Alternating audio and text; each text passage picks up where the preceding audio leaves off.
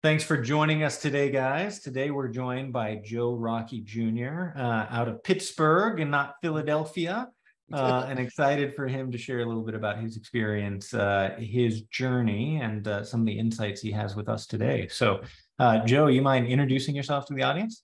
Sure, yeah. So I have done a lot of things and a lot of different perspectives, and probably every time I write a bio, it's a little bit different. But the long story short here is I started by knowing sales. I started by knowing how the world works, essentially, by putting myself out there that if I didn't succeed, I didn't get anything.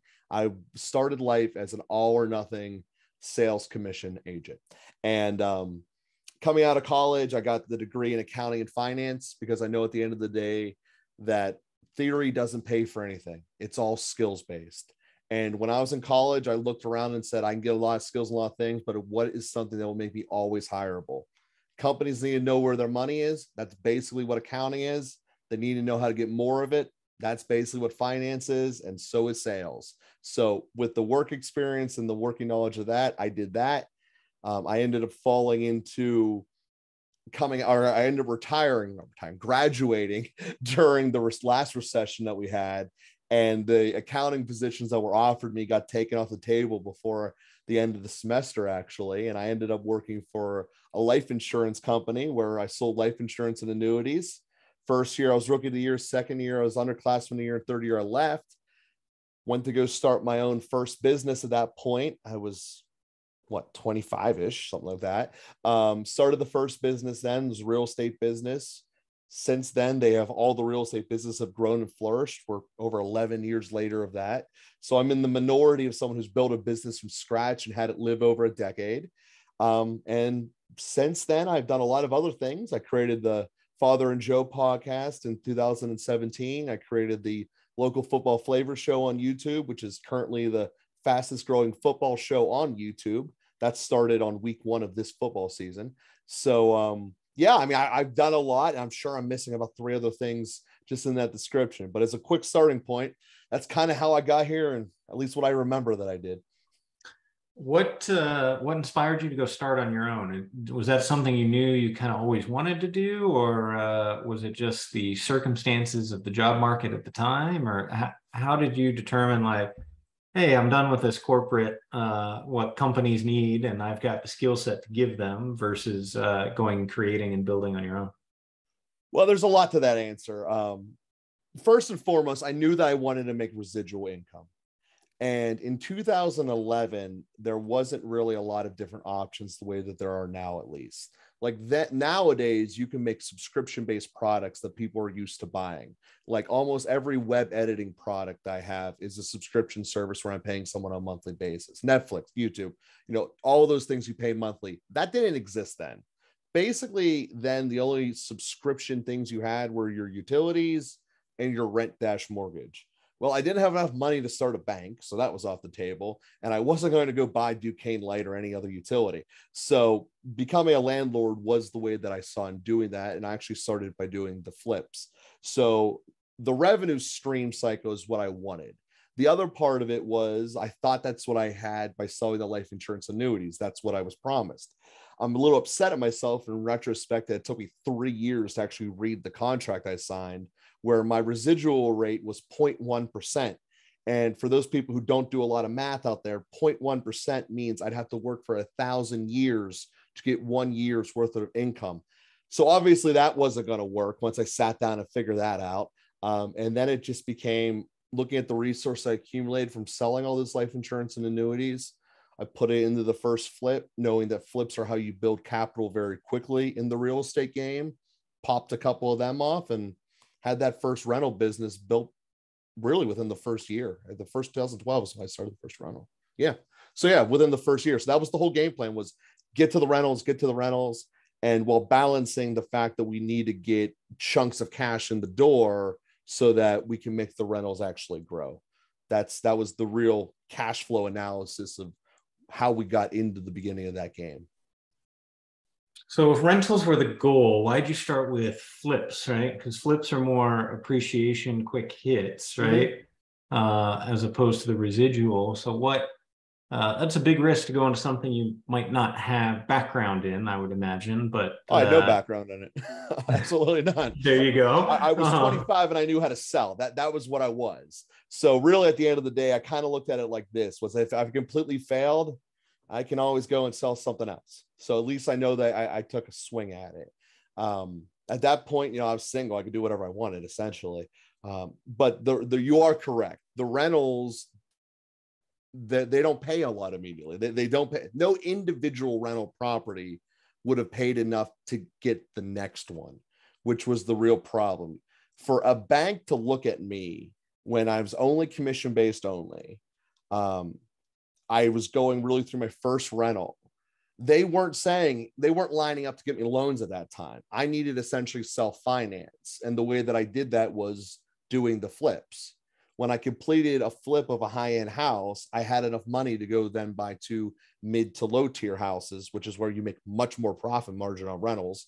So that's what I did. And then once I had a couple of them built up, a bank would look at me and go, okay, on a monthly just rental company only status, we're willing to start giving you loans now and refinancing some of these. You also got to remember that was in 2011. In 2009, they just deleted their books because of landlords screwing them over. No one really wanted to give loans to landlords, especially ones that didn't have a track record. So that it was kind of doing the flips because we had to. And to me, it was the most effective tool that I had at my disposal.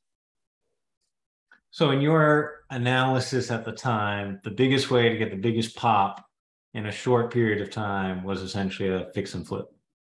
Yeah. That or going on a roulette table. I felt Black if or I red. could control it more.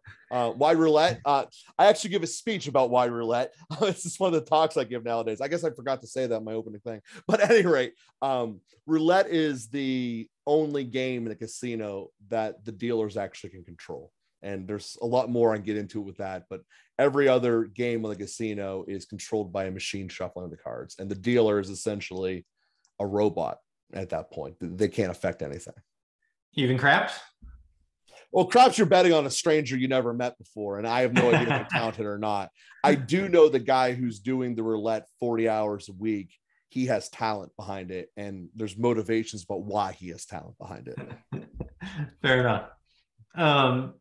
So as you started to build the business and you got to the point where you had profitability and you were building a rental portfolio and you were using your sales skills, what was your strategic framework in terms of what to do next, or at what point was enough of the rental and looking at something different? Because you've got several businesses now, you've got different ventures, right? At what point do you start something new versus reinvest in the existing versus take money off the table? Kind of how did you think about that? Well, basically, it was all reinvesting until I was told I was not essential. I just kept going and going and going until Governor Wolf declared that in the beginning of COVID. So that was that. I did start the Father and Joe podcast in 2017, but that's not a for-profit venture. That was just to do something to give back, essentially. And I used my time and the ability to communicate as that. But as far as the money reinvesting, it almost all went back into the real estate markets in one capacity or another. That was the plan. And with COVID setting on and the fact that I can read the recession room very clearly, there's no intelligent need to buy real estate now from an investment standpoint when I know I can buy 6 times as much if I just wait.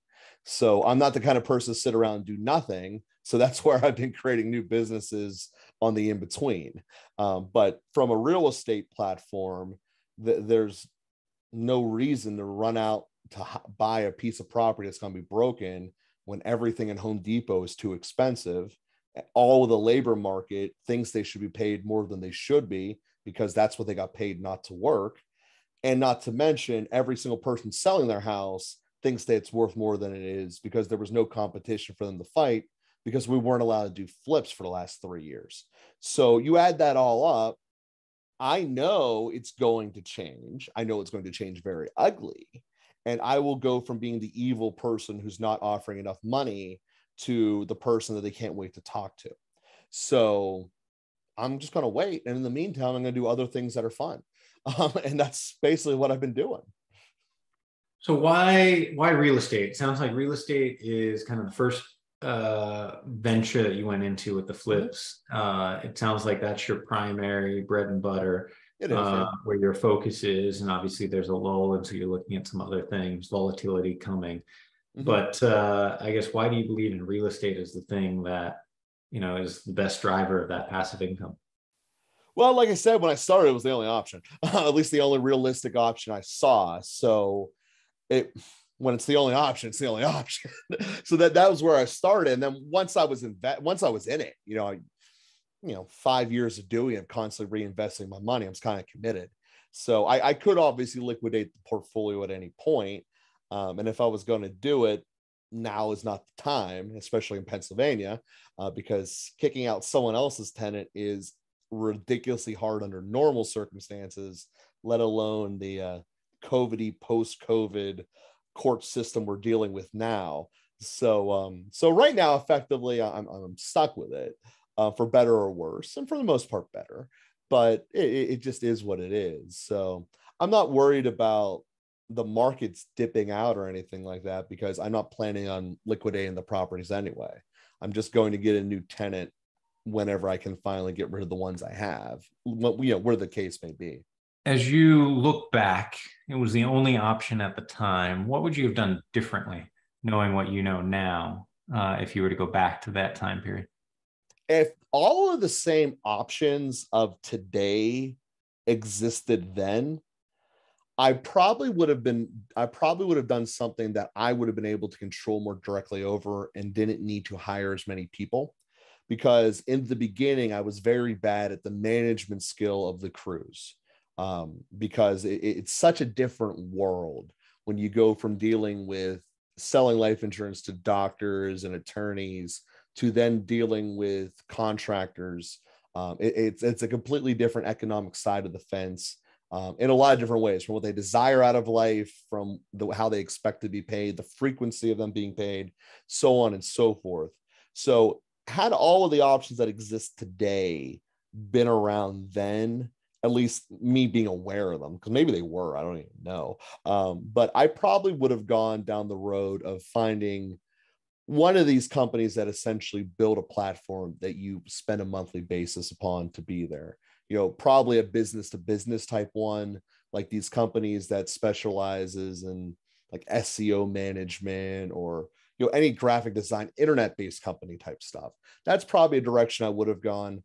I am very fascinated about buying the machine that mines for me for the cryptos. I have not fully jumped into that. I have been doing a lot of research, and I'm really considering pulling the trigger on that. But I just haven't yet, for lack of a better way of putting it. So that if that existed then, I probably would have that would have been the answer, because then I could just have had a machine in my basement that essentially was printing me money, and all I had to do was keep the lights on, which I'm really good at. So I think that had I known that existed, had that really been a thing back in 11, I probably would just have a bunch of servers in my basement, and that's what I would be doing. Was that a skill set that you learned along the way, or you just, similar to real estate, knew nothing but saw the trends and would just jump in and learn what you needed to be successful? Basically the second one. Yeah. I mean, that's essentially the answer there. I know how to manage people. I know how to sell. Basically everything else is a subset of that. And what you actually are selling doesn't really matter once you're good at it. At the end of the day, I could go sell a Ford, I can go sell a house, I can go sell a BMW, a Boeing. It doesn't matter. You name it, I can sell it. I know how to do that. It's, do I want to represent this company or this product? That's why I've built my own product. That's one of the other reasons I liked about the real estate world. I controlled my product. That was part of the reason I got out when I did with the company I was at. They weren't letting me control the product, and I didn't like the concept of, if I met you today, I didn't get to sell you something as good as had I met you 7 months ago, and that just didn't sit good with me. So at the end of the day, looking at all of those types of factors, I like being able to know I have the skill set that I can go back to really control my own destiny. And to me, that's the freedom of knowing you can sell. And only a true salesman has that freedom. Because I also can do it anywhere they speak English, at least. Well, you could just go figure it out. It's just another thing to challenge you, Joe.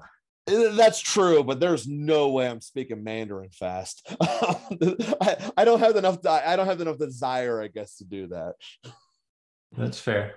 What's the most exciting thing that you're looking at or investing in today? Well, I am going to build it's a financing thing we're getting around, but I'm going to build what I believe will be the greatest indoor water park of all time with a hotel around it. The hotel is, the real estate element of it, because so many people build a hotel and then they expect outside people to have the draws to make people want to come to them. And I look at it as just a flawed premise. Like, why not have yourself be the draw, and then you're the most convenient option to the draw?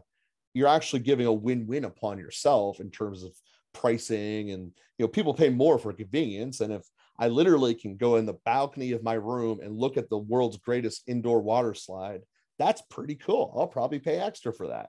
And if I'm coming to Pittsburgh to watch a Steelers game and I live in Chicago and the Bears are in town, maybe I'll bring the whole family just instead of me, and we'll stay an extra day. Well, these are all advantages that, a random hotel wouldn't have. So that is a multi-million-dollar project. That's a big one going on, but that's what's on my immediate horizon here in terms of the big things. Is that just an evolution of kind of your real estate exposure and aptitude to get to just bigger projects, or is there something about this, the hospitality event, unique kind of space that's drawing you to it? Well, I love hosting as just a starting point in my personal life. This is going to be like a Vegas style hotel. This isn't going to be just there's a big oversized pool with some slides in it. This is going to be huge. And I also envision it having a large commercial component to it. And I have a number of businesses that continually pop in my head on the creative side. And part of this is because I am so tired of waiting for Martin to make the next book of Game of Thrones that I need to just create something the equivalent of it. But I also know that I don't have enough time myself to flat out write one. But if I put, 28 competitive people in a room, I can get a really good universe created. At least that's my mindset of how to look at it, because I know how to hire people. I know what to do with that. So that's one of the many businesses I would stick inside there, not to mention we'd rent it out to, the other universal people who would just want to be in that kind of complex, the Starbucks of the world and whoever else wants to pay too much rent to be in a really popular place. If you were going to give one piece of advice to the entrepreneur who's reaching this point, right? They've got some profitability that's coming in, and whether it was kind of doing what you did and starting in flips or doing something else, where would you recommend they start in terms of trying to figure out how to create this residual income, as you call it? Yeah. Well, there's two different answers to that. It's two different sides, but it's very important you get both sides of your house correct on this. You first have to know yourself. Let's be flat out. There's a segment of us out there who just build things just to see if we can, which is fine. Don't get me wrong. When it works, it's awesome. But it's also the same kind of person that there's also the other kind of person that if they would lose everything, they're literally going to be destroyed in their soul, versus someone who can shake it off. You need to know who you are, and you need to know who are you bringing around you in your life. Because if you're this way, so many of us end up marrying people who are the opposites of us. Will the other side be able to handle if we go into a venture like that? And I can tell you, being a financial advisor, as well as just living life, the number one way to destroy your business and or your life is to get a divorce. And that this conversation of building an empire and risking it either on yourself or, as your spouse would think, throwing it away on toys. If it leads down a road that's not going to lead to that side of your life being successful and happy, anything else I tell you doesn't matter, because you will be effectively putting a time bomb in the foundation of your structure. So you have to make sure that your own personality and the personality of your spouse and those who are most important around you, it all lines up. So unfortunately, even though you created this great thing, it's no longer just yours, whether you realize it or not. And that would really be the starting point, what I would tell a stranger who's starting to make some money, what to look at. Because if not, you end up being 40 years old with nothing, even though you knew how to make the greatest thing ever. And there's nothing more depressing than that. How do you pressure test that? Right. So I look at if you people who got did it. Pardon? I look at people who did it. Okay. How does that help you? Because I think what you're communicating, right, is you need to make sure the foundation, particularly with the spouse and the family, is strong, right? Yeah.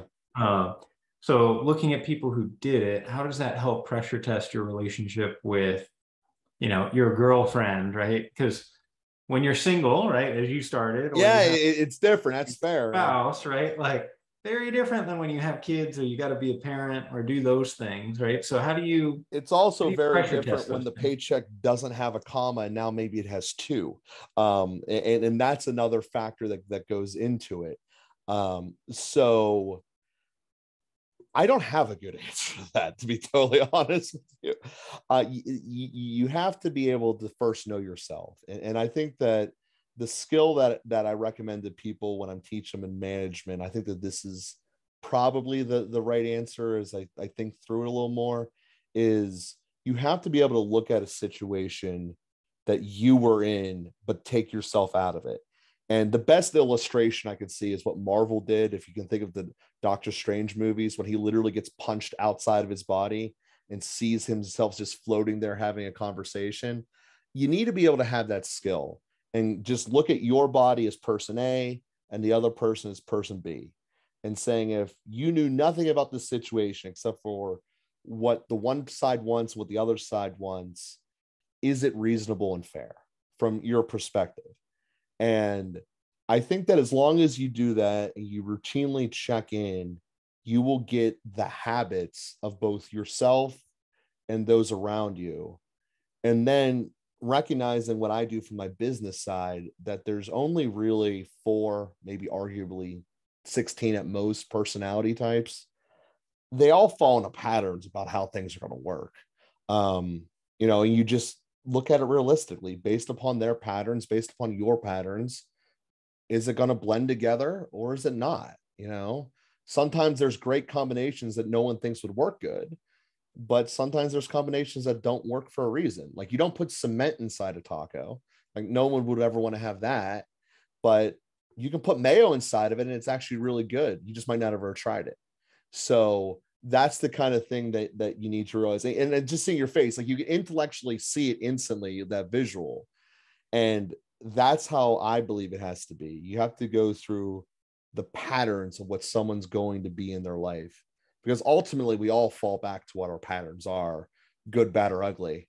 And that's just the way it is. Appreciate that, Joe. As we're wrapping up, what's the best way for the audience to be able to connect with you?